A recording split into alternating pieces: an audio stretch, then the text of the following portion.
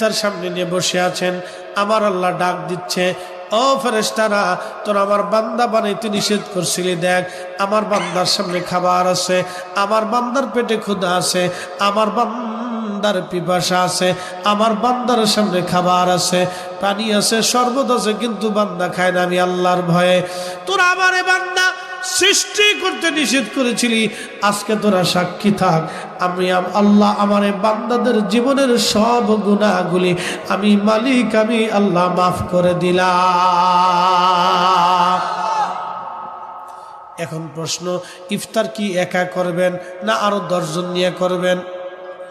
আরো 10 জন নিয়ে করবেন। বলে হুজুর কারণটা কি? আল্লাহ নবী বলেন, সাহাবীরা রে তুমি একা ইফতার করিও না, যদি সম্ভব হয় তোমার রোজাদার ভাইকে একটা খেজুর দিয়ে হলে ইফতার করাও। সাহাবী বললেন, ইয়া রাসূলুল্লাহ, খেজুর দেওয়ার মতো অর্থ আমাদের নাই। এমনও সাহাবী আছে যার কাছে কোনো খেজুর নাই দেওয়ার মতো।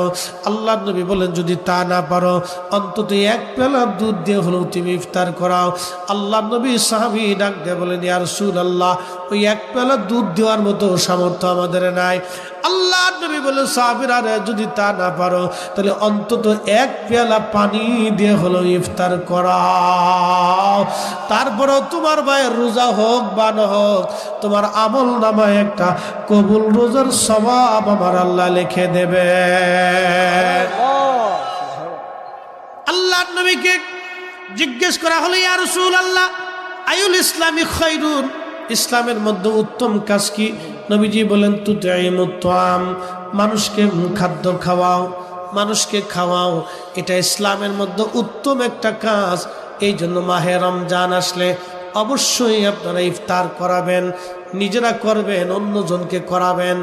আর যদি যারা ধনী বা অর্থবিত্তের মালিক আছেন, আপনারা সারা এলাকা দিয়ে খুঁজবেন, দেখবেন হত দরিদ্র গরিব মিসকিন যারা আছে তাদের ঘরে ঘরে কিছু কিছু ইফতার আপনি পাঠাই দিয়ে আসবেন, কিছু খাবার টাবার কিনে দিয়ে আসবেন। আল্লাহর বান্দা রোজা রাখার পরে যখন ইফতার করবে, ওই ইফতারের কারণে আল্লাহর বান্দা আপনার জন্য দোয়া করবে। আল্লাহর কসম করে বলি, আপনার রিজিকে কোনোদিন অভাব আসবে না।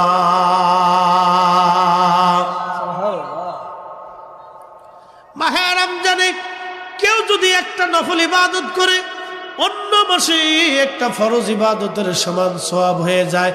মাহে রমজানে কেউ যদি একটা ফরজ ইবাদত করে, অন্য মাসে 70টা ফরজ ইবাদতের সমান সওয়াব নেকি আমার আল্লাহ বান্দার আমলনামায় লিখে দেয়।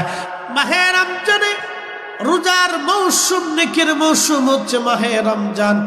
অত্যধিক পরিমাণে মাহে রমজানে আপনি নফল ইবাদত করবেন, ফরজ তো করা লাগবেই, অত্যধিক পরিমাণে নফল করবেন, অত্যধিক পরিমাণে আপনি দান সদকা করবেন। এই মাহে রমজানে 1 টাকা যদি আপনি দান করেন, অগণিত গুণে আল্লাহ নেকি আমলনামায় একবার জোরে বলা যাবে কি সুবহানাল্লাহ।